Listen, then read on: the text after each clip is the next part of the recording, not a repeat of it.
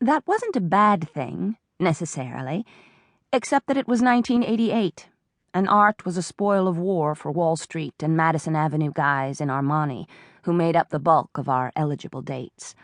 Their staggering bonuses had already purchased new duplexes with marble bathrooms and climate-controlled wine closets, where they could properly store their requisite cases of Chateau Margaux.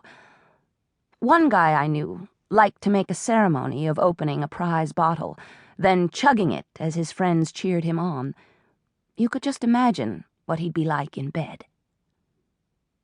More important than owning wine, however, was owning art. Preferably a major piece by a hot Soho star, though it would be useless, of course, unless it matched the custom-made couch. Those details were left up to the decorator. That's what the guys were paying her for, after all. She would buy all the right things and then tell her clients what they were, so they could tell everyone else at cocktail parties. It didn't take me long to realize that knowing nothing didn't look half bad when set upon a landscape of cash.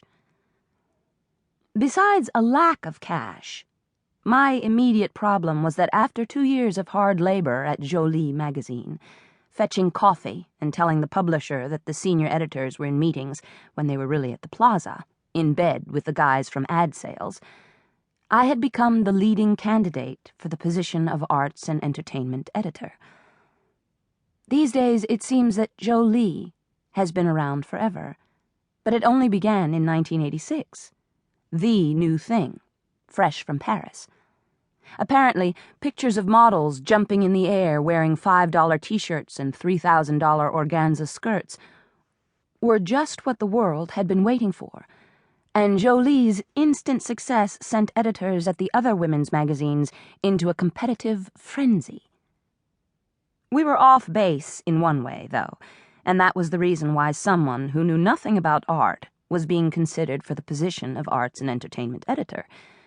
Unlike other fashion magazines, Jolie had a policy that kept movie stars off the cover. We used models only. This was because Jean-Louis, our art director and aesthetic heir of Roman Polanski, decreed most female stars over 21 to be old and ugly. Banned from cover consideration, none of the big names would come near us, which meant that the editor with the fancy title would spend many miserable hours on the phone each day listening to desperate publicists pitch star wannabes for a measly 3 paragraphs and a headshot. To be fair, I hadn't really spent my entire time at Jolie fetching coffee, though it often felt that way. During my 2nd year, I was promoted to assistant editor, on the same day that Les Miserables opened on Broadway, which I tried not to take personally. This new job meant that someone else scraped the curried chicken salad out of the seams of the conference table after the lunchtime story meetings, while I started dealing with writers and the words. This was a fearsome concept at a fashion magazine where the pictures ruled. So I learned fast that the fewer words there were, the better everyone liked them. And when Susie Shine reviewed the results, most of the time at least, she approved. The words at Jolie were supervised by Susie, the number 2 editor, and my boss. Just as I had worked all my life to please my parents and my teachers, I now worked to please Susie Shine, which was a little like trying to cuddle up to Mrs. Danvers in Rebecca. Unlike most of Jolie's staff, who seemed to view life as an endless Mardi Gras, dressing in everything from pastel Chanel suits to tiny black rubber dresses, Susie wore gray pants, a white button-down shirt, and no makeup. Every day. Her contacts never fit properly, so she almost always squinted, and rarely smiled. She was pushing 50, I knew, and had been married once.